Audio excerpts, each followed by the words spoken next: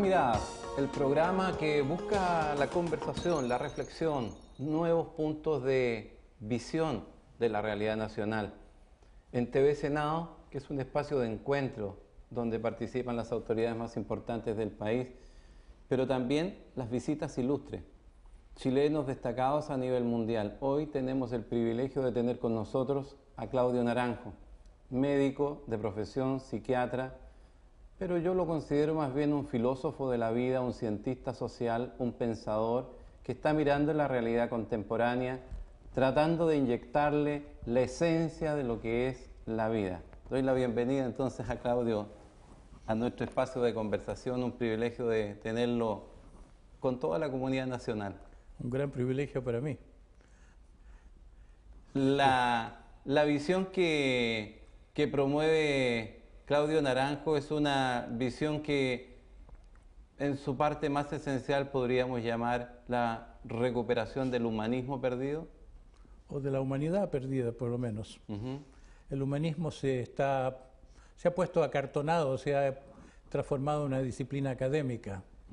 En su origen pretendía ser una transmisión de valores, que se imaginaba que a través de la lectura la gente sería más sabia.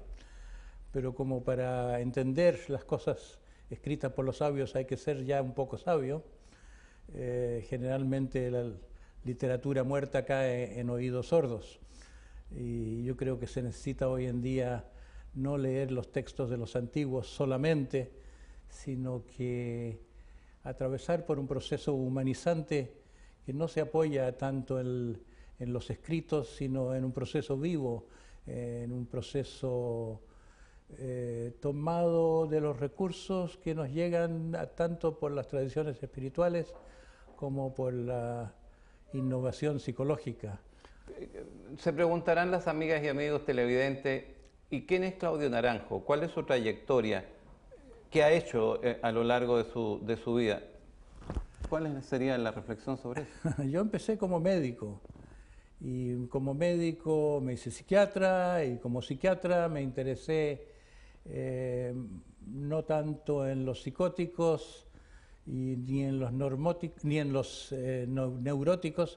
sino lo que ahora se está llamando normóticos, los que no se dan cuenta que están enfermos, los que se consideran normales pero están detenidos en su desarrollo y que son un problema social porque tenemos una sociedad que yo suelo decir en estado de gente que está en estado larval, que está gente que no sabe que está detenida en su desarrollo y que no se siente viva, que no está conectada con el sentido de la vida y que a falta de sentirse que tiene un ser, de sentirse que está buscando toda clase de sustitutos. ¿Ese ser de Claudio Naranjo tiene un anclaje en algún lugar o es un ciudadano del mundo?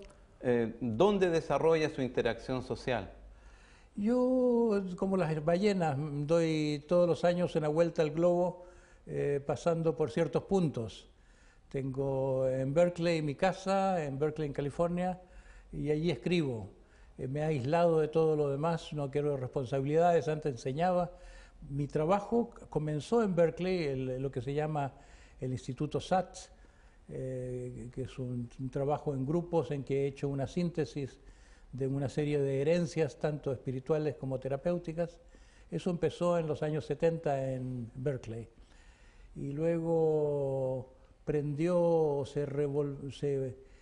tomó una nueva forma ese trabajo en España cuando me invitaron los terapeutas españoles a hacer un curso de 3 años en forma de un mes al año, en 3 ocasiones distintas, un mes residencial.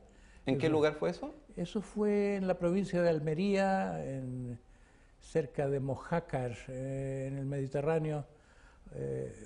Prestó el lugar un filántropo español que construyó especialmente para este programa en su finca una especie de castillo monasterio. Yo le dije que le pedía que tuviera 30 habitaciones por lo menos, pero hizo algo que albergó a 120 personas. Qué increíble. Y el primer grupo que tuve fue de unas 90 personas que vinieron de España, algunos de Italia también. Y es muy intenso vivir un mes junto con otras personas. Es como navegar en un transatlántico, se hacen relaciones muy importantes. Sin duda. Incluso las relaciones con desconocidos se vuelven muy potentes porque la gente se pone más transparente.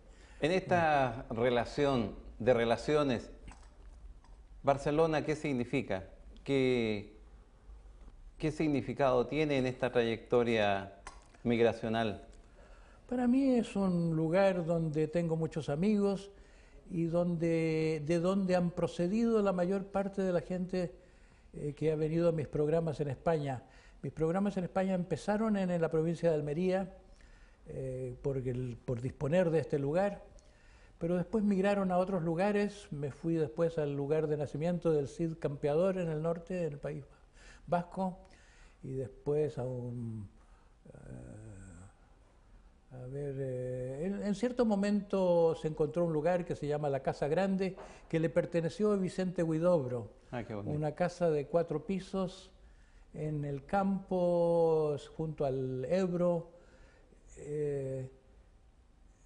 Eran programas para muchachos, para escalar montañas, para andar en canoa, para una serie de cosas juveniles. Y arrendamos esta casa, los organizadores de mi programa arrendaron esta casa y allí estamos reuniéndonos hace muchísimos años, en la provincia de Burgos. Ahora, un extremo del puente, hemos dicho, es la parte de la humanidad y el humanismo o el humanismo en la humanidad. La otra parte del puente, la otra punta del puente, en esta tensión un tanto dialéctica, es el materialismo que surge en la sociedad. Sí. Un materialismo que tiene que ver con aspectos del espíritu que se van volcando casi en una cuestión de transformación radical, ¿no? El materialismo de la sociedad yo creo que tiene que ver con la vuelta contra la Iglesia en los comienzos del iluminismo, el siglo de las luces.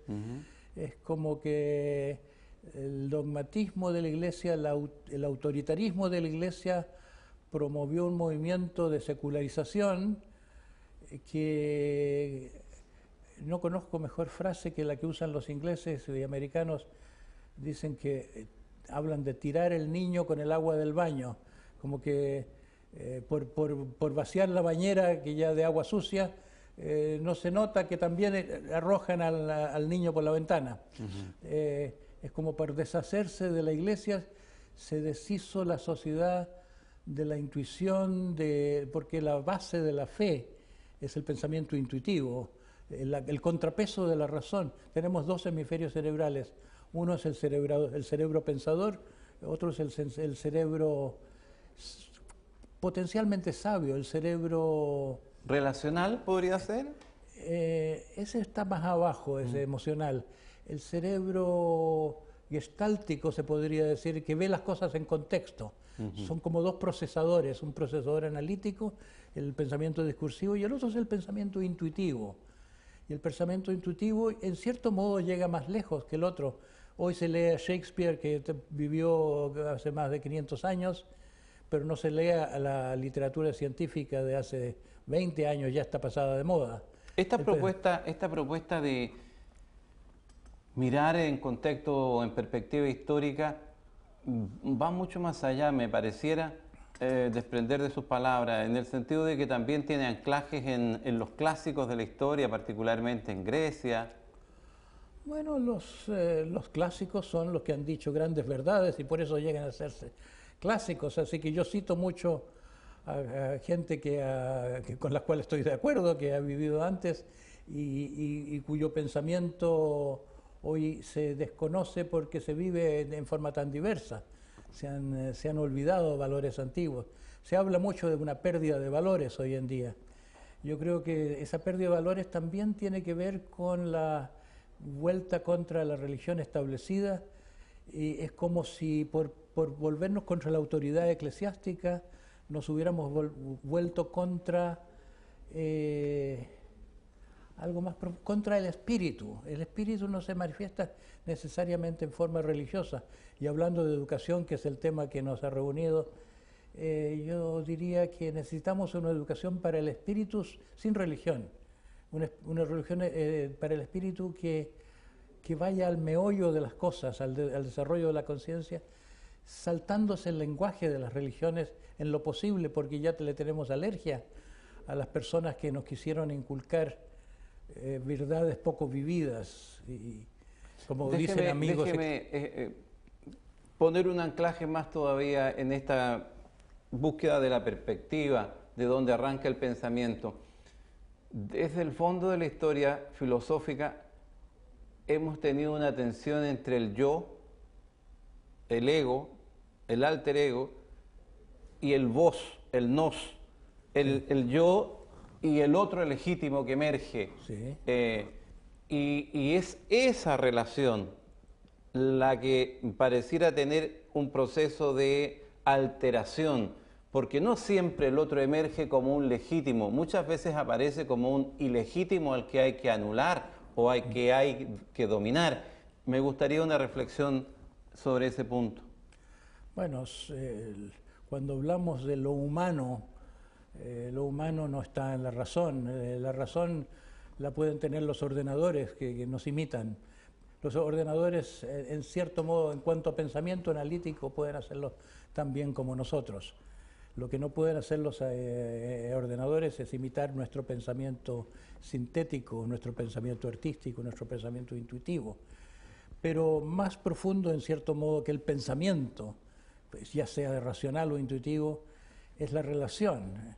Martin Buber decía que el mundo, que salvaría al mundo si reconociéramos el tú, que tratamos a los otros como si fueran cosas. No tenemos la misma relación con las cosas que con las personas, y lo que marca la relación con las personas es sentir que hay un otro yo, un otro ser con un misterio comparable al nuestro, con una complejidad, con una dignidad, con un sentido, con un valor comparable al nuestro. A mí eso me ha generado reflexión. Yo quisiera a usted, amiga y amigo televidente, invitarle también a reflexionar sobre ese punto que me parece capital en lo que está ocurriendo en la historia contemporánea. Y yo siento que, propongo como idea para que lo conversemos y lo reflexionemos, que el enfoque pitagórico, que era desde un punto yo puedo hacer todo, nos llevó a que ese punto se racionalizó tanto que finalmente es el yo, el ego, el que se expresa. Y hemos dejado de entender al otro. Me gustó mucho cuando escuchaba sus palabras en alguna exposición anterior, que la naturaleza se expresa con tanta claridad y sabiduría, así hasta los animales. Cuando se junta un grupo de animales, se tienen respeto entre ellos, tienen una relación. Me pareció tan interesante esa reflexión, porque hoy el ego pareciera ser tan arraigado que casi no pretende legitimar al que está al frente y trata de imponer verdades que son subjetivas y que a veces las quiere hacer tan masivas. Yo digo que esto tiene que ver con el predominio de lo masculino sobre lo femenino en la sociedad. Tenemos un brazo izquierdo, un brazo derecho, así como tenemos dos brazos, tenemos el aspecto competitivo y el aspecto de colaboración. Tenemos un aspecto explotador y un aspecto cultivador. Y tienen sentido tanto la competencia como la colaboración. Pero se equivocan los darwinianos que solamente dicen que la competencia ha servido para sobrevivir. La colaboración ha servido para sobrevivir también. Seguramente no hubiéramos sobrevivido como especie sin la colaboración, en los tiempos de las grandes cacerías, especialmente cuando estábamos comenzando nuestra carrera.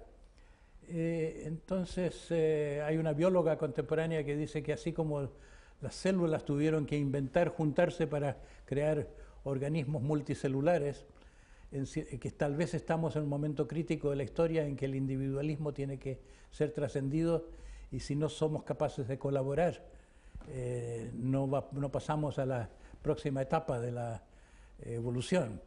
el individualismo sin mitigar se ha producido porque el principio del padre, que es el principio dominador, el principio de la mente del cazador, la mente que en algún momento de nuestra prehistoria se vio ante la catástrofe de que la Tierra se estaba calentando y se fue desertificando.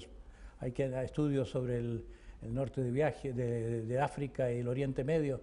Parece que la Tierra apoyó una sociedad sedentaria agrícola hasta un cierto punto y hubo un tiempo en que la gente tuvo que migrar.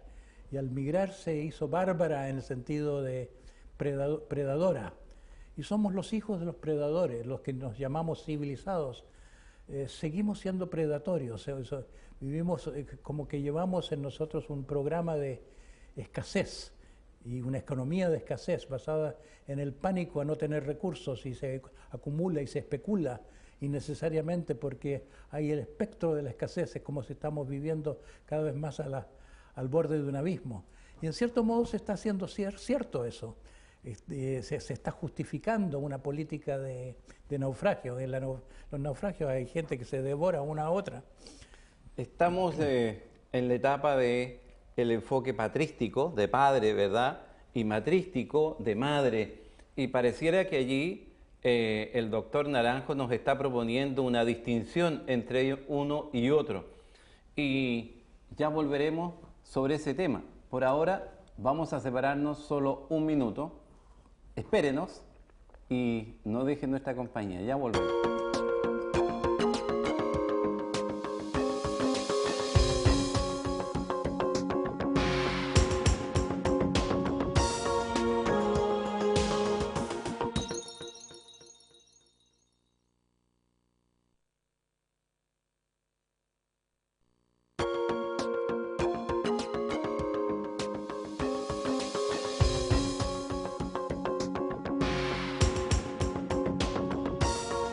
Ya estamos de vuelta, gracias por esperarnos. Estamos conversando con el filósofo, médico, psiquiatra, pensador Claudio Naranjo, chileno de renombre internacional y que tiene su residencia en Estados Unidos, trabaja en España y se mueve por diversos lugares del mundo, y hoy está visitando su madre patria. Sí.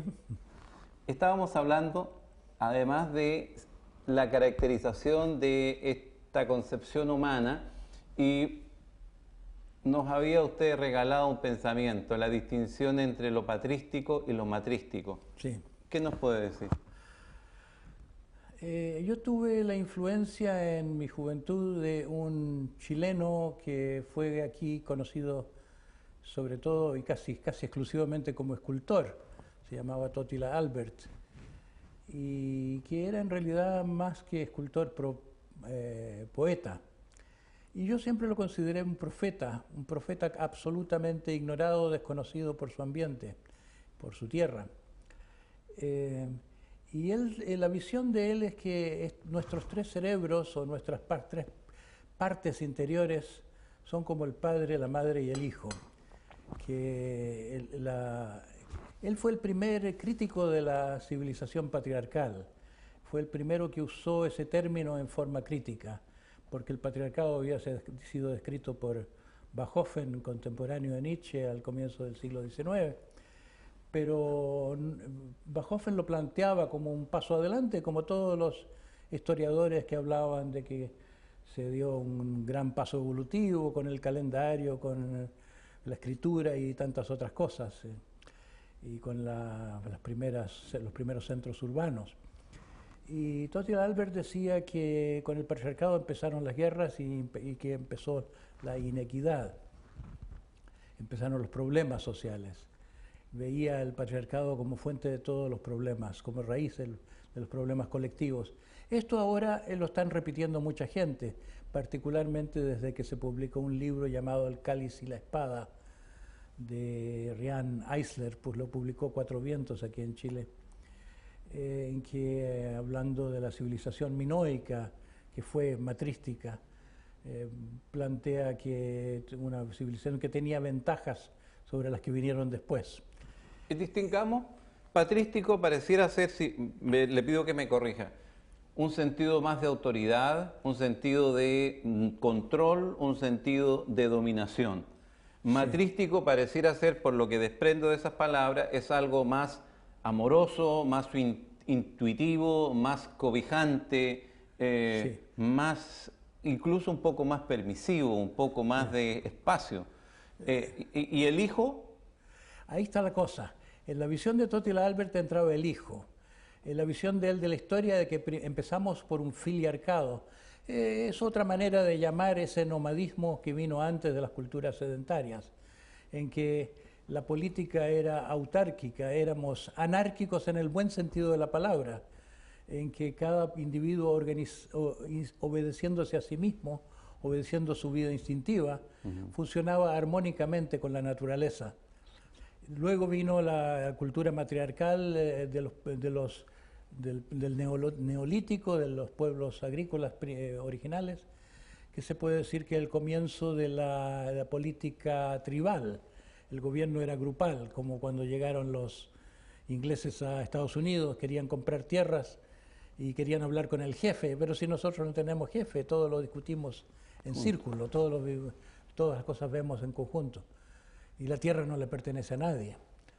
Entonces, al llegar la cultura patriarcal, llega la dominación de los sabios. Originalmente, ante las catástrofes, ante la necesidad de irrigación de zonas secas, ante la necesidad de movilizar grandes masas de personas, tuvo que afirmarse la autoridad, que fue una autoridad benévola originalmente, fue una autoridad sacerdotal, que después fue acaparada por militares que estaban como en el segundo lugar. y la matriarcal. Entonces, el matriarcado fue la cultura pre-civilizada. Donde hay civilización, la civilización es sinónimo de cultura patrística, es un gobierno central progresivamente despótico. Eso de que decía Lord Acton, de que la autoridad corrompe y la autoridad... Autoridad absoluta corrompe absolutamente. Exacto, eso. Ya estamos en los últimos tiempos de la autoridad, entonces la corrupción es muy grande. Totila Albert pensaba que se necesita un equilibrio de padre, madre e hijo, y yo saco la conclusión, yo elaboro ese pensamiento que se necesita una heterarquía entre las tres formas de gobierno, que haya gobierno central, que haya la voz de la comunidad, y que el gobierno republicano en teoría apunta a ese equilibrio, pero que haya también una zona de autogobierno, parte del individuo que le pertenece a sí mismo y no le pertenece a los llamados de la colectividad ni al gobierno central, que un equilibrio orgánico, habría que llegar a eso. Ahora, ese hijo, y lo quiero empezar a vincular con nuestro tema central, que es la educación. Van a ser 3 bloques, hemos terminado uno, estamos en medio del segundo y vamos a pasar al tercero, y ya quiero meterlo de cabeza en el tema de la educación. Ese hijo al que hemos hecho referencia necesita un proceso de formación, y pareciera que educar ha tenido interpretaciones muy diversas, muy dispares y muy disfuncionales, porque en algunos casos nada de educación, solo de formación, de estructuración para un sentido productivo. Sí, Por sí. favor, una reflexión sobre eso. En primer lugar, yo creo que sería importante reconocer hasta qué punto la educación se ha vuelto castrante. La parte hijo no entra en los cómputos de la educación. Se quiere que el hijo no se exprese, que se quede quieto. Los niños no se quedan quietos por naturaleza, son muy móviles, necesitan jugar. Se supone que los necesitos que tienen que quedarse quietos y atender a sus lecciones, pero ahora sabemos que se destruyen células cerebrales si no hay suficiente juego, que el juego es parte de la vida, es parte del mecanismo que mantiene de desarrollo. Al hijo no se lo considera, y el hijo necesita sentirse querido y sentirse querido, y sentir que hay alguien a quien le interesa su felicidad. Normalmente eso es la madre, pero las madres tienen que separarse de sus hijos al mandarlos al colegio porque tienen que trabajar. Hoy en día las madres también tienen que trabajar, no como en tiempos antiguos, que bastaba con que el padre trabajara. El mercado se está tragando todo, hay una creciente esclavitud laboral que no es buen negocio, yo creo, para la colectividad, aunque aparentemente lo sea para, bueno, para algunos. Es muy discutible el asunto. El hijo también, por lo que veo, en este esquema que estamos hablando, tiene que pagar. En el caso chileno hay que pagar por la educación, hay que pagar por la salud, endeudarse. Es explotado el hijo. El hijo es explotado e ignorado y abandonado, en el sentido de que al entrar al mundo de la educación entra un mundo patrístico. En la familia tiene a su madre, en el mundo de la educación tiene un sistema creado por los industriales, creado por los gobernantes, creado por un sistema, mantenido por una burocracia internacional de gente que está muy alejada de los colegios. Los que dictan políticas educacionales están sometidos a un régimen muy patrístico.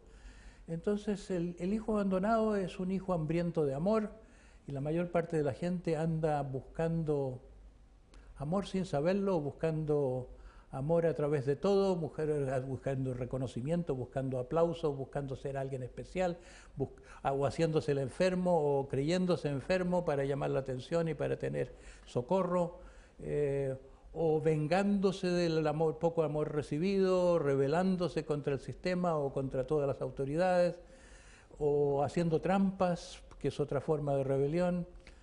La catástrofe es muy grande y pasa por inadvertida, por falta de sutileza. Tiene costo el que descuidemos la felicidad de los niños, de nuestra descendencia. En ese sentido, el concepto de educación que hoy día pareciera imperar como paradigma es un concepto que prepara para enfrentar el mundo del trabajo y no para enfrentar la vida. Exacto, sí.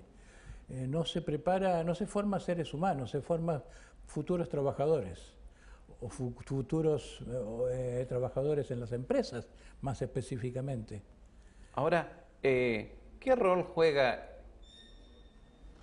en este enfoque ecológico que hemos planteado en cierta parte de nuestra conversación, cuando uno mira la naturaleza y mira las especies, cómo se comportan, y mira lo que está pasando con el ser humano, donde la atención a la felicidad, la atención a la realización personal, al estado de equilibrio, de paz que debe tener el individuo, pareciera ser una cosa marginal, sin importancia, irrelevante. No es funcional al éxito. ¿Cómo vas a perder tiempo en mirar una pintura o en compartir una amistad o en gozar de una conversación? ¿Qué reflexión hay desde esa mirada? Yo creo que padecemos de eficientismo. Yo llamo eficientismo a lo que ocurre cuando la voluntad de llegar a ciertos objetivos predeterminados por el pensamiento se vuelve no eficaz con respecto a la vida en general. El descuido de lo humano no es eficaz. Las escuelas crean dislexias. Los disturbios de la atención no se producen antes de que son reacción a una mala calidad de educación. Cuando me dieron un doctorado honoris causa en educación en una universidad italiana, la persona que me introdujo era un biólogo y yo no conozco los detalles de esto, pero dijo algo que nunca yo había escuchado y me pareció muy interesante. Los mamíferos dedican gran atención y tiempo a la formación de su cría. El proceso de crianza biológicamente es una cosa prioritaria. Nosotros estamos descuidando lo que sería la crianza. Pero no solo eso, le he escuchado una frase que va a ser muy provocativa a nuestras amigas y amigos que nos ven y que están compartiendo y reflexionando con nosotros, haciendo funcionar las relaciones neuronales. Usted dijo algo como lo siguiente: el sistema educacional contemporáneo es castrante, es decir, rompe. Sí, lo digo porque en la parte hijo, la parte niño interior nuestra, es nuestra parte instintiva, es la parte animal que debía ser reconocida como un noble animal. Pero nosotros, nuestra vida civilizada se ha volcado contra la animalidad. El proceso de domesticación, aprendimos a domesticar los animales y luego lo empezamos a aplicar con nuestros hijos. Somos una especie autodomesticante que a través de las generaciones repite esta especie de castración, que es inculcarle a los niños que hay algo malo con el placer. Es como si fuéramos demasiado impacientes en nuestro método de disciplina. Está bien, la disciplina es importante, la disciplina, los buenos educadores saben que un niño necesita aprender que hay límites en las cosas, pero cuando se hace en forma demasiado agresiva, cuando se hace en forma despótica en el sentido de no ver al otro, de no interesarse en el otro, de no estar en una relación esencialmente de diálogo con del padre del niño o la madre del niño, entonces la disciplina es una disciplina cruenta, como cuando se quiere domesticar a un elefante. Se lo trata muy mal para que pueda al final obedecer a un humano. Entonces los grandes abusan de los niños en un sentido que ni siquiera se dan cuenta, porque está en la cultura, está en las costumbres. Se supone que los niños deben ser tratados como se decía antes, con el dicho de que la letra con sangre entra. Hay un semántico norteamericano, George Lakoff, que dice que hay una hipótesis que él llama la hipótesis del padre severo, o el modelo del padre severo, un modo de pensar que está en nuestra cultura, según la cual los problemas se arreglan con la amenaza. O sea, mano dura, ¿no? Si el niño tiene problemas, ya le verás, ya le diré a tu papá que te va a castigar.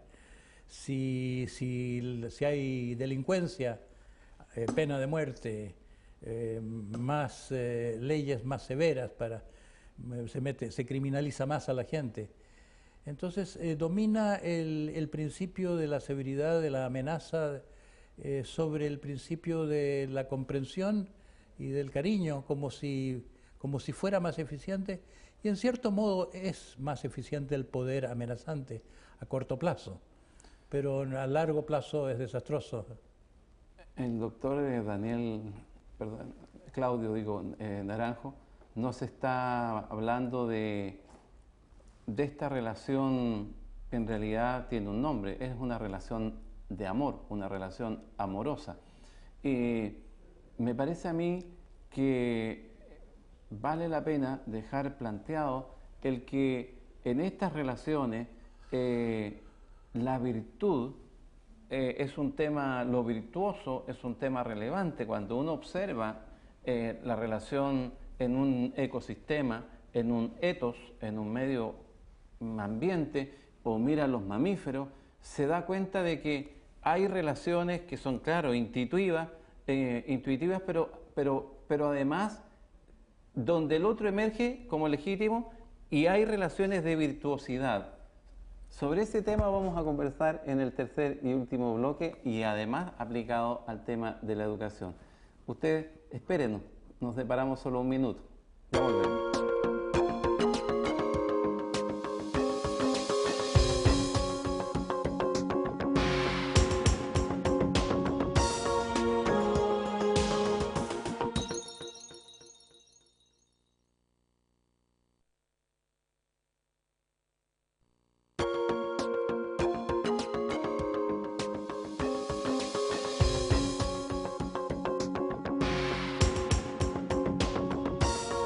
Ya estamos de vuelta. Muchas gracias por esperarnos. Estamos conversando con el filósofo y cientista social, pensador Claudio Naranjo, un chileno de calidad mundial. Dejábamos planteado el tema de las virtudes. Algo tiene que ver con la conciencia, con la ética, qué es bueno, qué es malo, qué es bello, qué es feo. ¿cuál es el pensamiento que surge en Naranjo a la luz de este enfoque? Yo creo que estamos en el mundo para desarrollar nuestra conciencia. Es como la gente se pregunta cuál es el sentido de la vida. En cierto modo se puede decir que el sentido de la vida es vivir, pero no vivimos de verdad.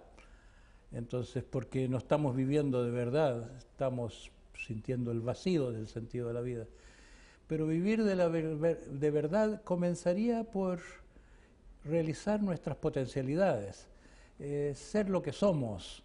Estamos viviendo muy falsificados y sobre todo no estamos dedicándonos a algo que debía ser parte de nuestro vivir de día en día, que es crecer. Un organismo crece, yo creo que el organismo humano crece no solo horizontalmente, yo digo, remedando a un sociólogo alemán, Simmel, decía, la vida es vivir más y es más que vivir. Respecto de ese punto, una pequeña digresión. A propósito de pensadores y cientistas, sociólogos, uno toma una batería de libros de gran actualidad y dice sociedad compleja, Edgar Morin, ¿verdad? Sociedad del riesgo, Ulrich Beck, sociedad líquida, Zygmunt Bauman, sociedad posmoderna, sociedad de redes, sociedad de la información, sociedad del conocimiento, sociedad de la incertidumbre, sociedad del vértigo. Por Dios, ¿qué pasa con el pensamiento? Pareciera que el pensamiento ha caído también en la trampa de irse en una línea que abandona esos anclajes más de la conciencia humana, de crecer como individuos, algo que he escuchado en su boca, algo de abandonar el Tao. Bueno, abandonar, llámese el Tao o el reino de los cielos, abandonar la búsqueda, abandonar ese llamado que una persona sana siente de algo más que el comer y distraerse. Como que, ¿para qué estoy aquí? Hay gente que se suicida porque no encuentra el sentido de la vida, pero hay gente que ni siquiera busca el sentido de la vida porque se narcotiza, se anestesia, se vuelve normótica, como decía Pierre Bayle, el fundador de la Universidad de La Paz en Brasil. Estamos aquí para crecer, entre otras cosas, estamos aquí como organismos en desarrollo, cuando la cultura no tiene un concepto de desarrollo más. Esa normatividad como que está matando lo instintivo, como que está matando la esencia del ser humano. Matando la esencia del ser humano, o dejándola como archivada en alguna parte. Pendiente, dejándola en algún sótano amarrada. Entonces alguna gente se da cuenta y dice, yo quiero algo que no sé qué es, o gente que se enoja, o gente que se desespera y no tienen siquiera un lenguaje en cómo expresar, que su esencia está aprisionada en el sistema, en el mundo patriarcal, en el sistema patriarcal y en la mente patriarcal. Claudio, regálenos una reflexión y aterricemos esto. La gran discusión en Chile, en todos los ámbitos del país, es, comillas, educación de calidad. ¿Qué reflexión le provoca esa frase de la educación de calidad? Está de moda en todas partes la educación de calidad y nadie se da cuenta de que lo arbitrario del concepto de calidad que se mete como de contrabando, como si fuera un supuesto.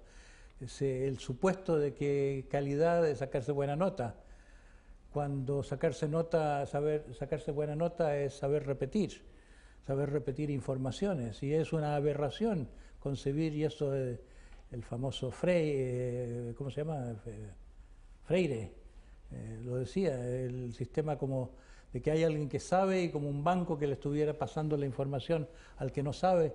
es una educación ya, ese punto de vista es idiotizante, porque pone al niño en la posición de uno que no sabe y que tendría que aprender del que sabe, en lugar de favorecer que los maestros serían mejores maestros si tuvieran la modestia de saber aprender de los niños.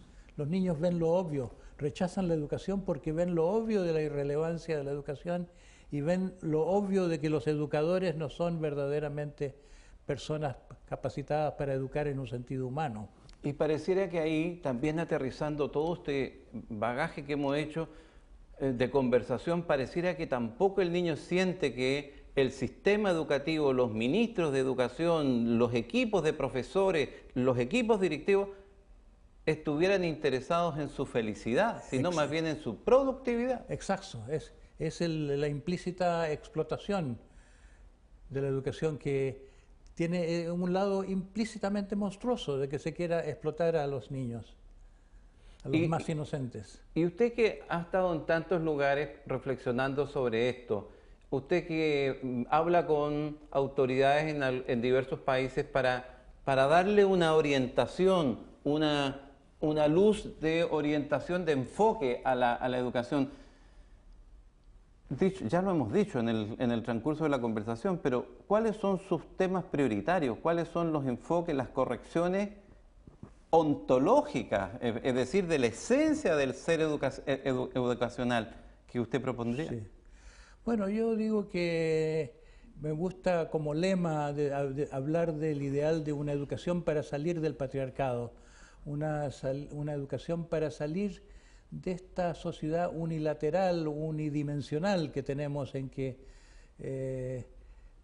domina el principio de dominación por sobre el principio del amor, que es el principio materno, y sobre el principio niño dentro de la mente, que es el principio de la autorrealización espontánea, que es de un principio instintivo que sabe, como la bellota que citaba en nuestra conversación previa, que no sabría decir qué quiere ser cuando grande, pero sabe muy bien crecer. Somos seres que se nos deja libre, si se nos crea un espacio apropiado, sabemos crecer. Y hay una escuela en Ecuador, o hubo una escuela hasta hace poco, el Pestalozzi, de los esposos Wilde. Ahora lo dejaron porque fue una escuela creada para poner a sus propios hijos, pero que fue ejemplar. Ahora hay muchos centros en el mundo que reclutan a los Wilde como consejeros. Ellos le decían a los padres que querían poner a sus hijos en su escuela: dense por enterados de que aquí no les vamos a enseñar nada. Van a aprender mucho, pero no les vamos a enseñar nada. Era efectivo. Fueron un modelo en cuanto a la calidad de la educación en un sentido amplio de la palabra.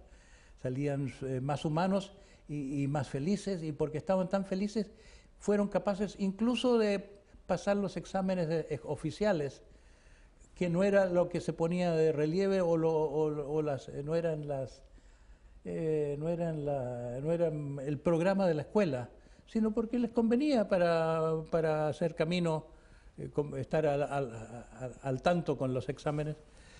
Eso lo hacían como quien lo hace con el dedo meñique, porque les sobraba vida, porque les sobraba bienestar y atención. Recursivamente pareciera depender yo de sus palabras, que en ese sentido hay que mirar mucho más la naturaleza, que es tan sabia. Uno mira un grano de choclo y no hay que darle ninguna instrucción.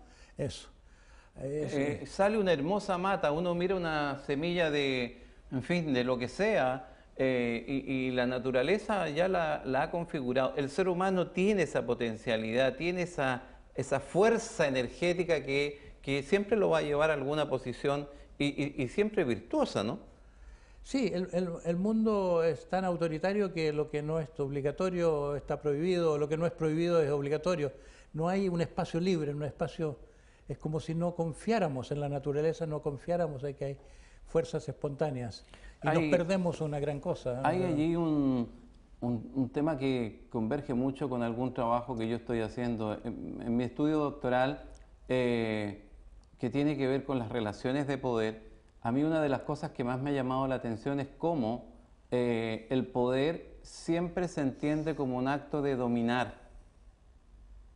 En todos los textos, en todas las visiones, es más, cuando uno dice, quiero a la biblioteca, me ha pasado muchas veces, yo quiero que usted me facilite algún texto de poder, y normalmente me pasan una enciclopedia histórica donde aparecen todos los que han dominado, todos los que han guerreado, todos los que han estado.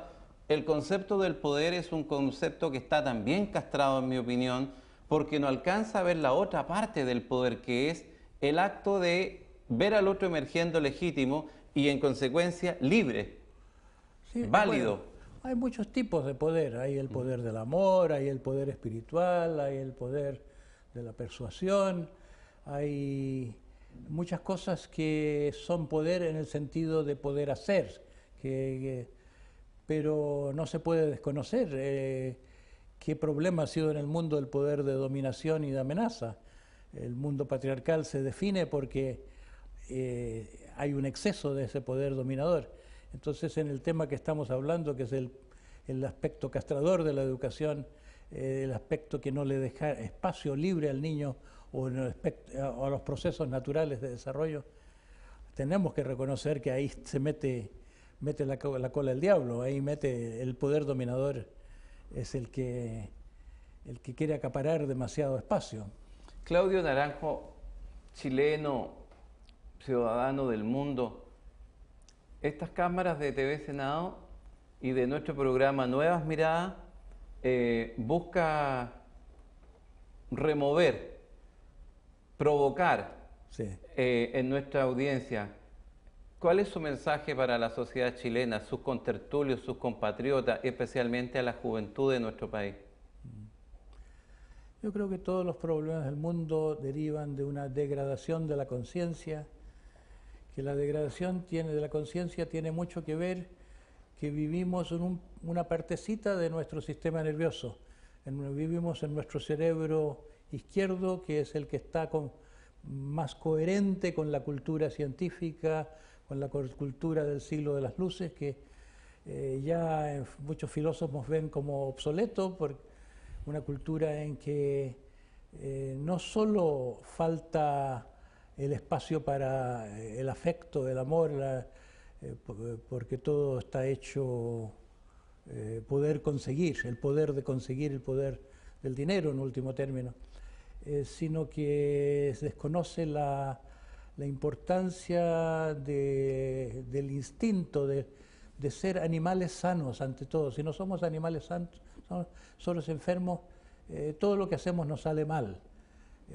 Entonces se busca parchar el mundo por esto, por aquello, pero no se puede parchar algo que deriva de un factor humano, que es la degradación de la conciencia. En este enfoque ontológico de desvío de nuestra ruta de navegación natural, la pregunta que quisiera hacer al terminar nuestro programa, ¿y Claudio Naranjo es optimista o es pesimista en el reencuentro con la ruta original?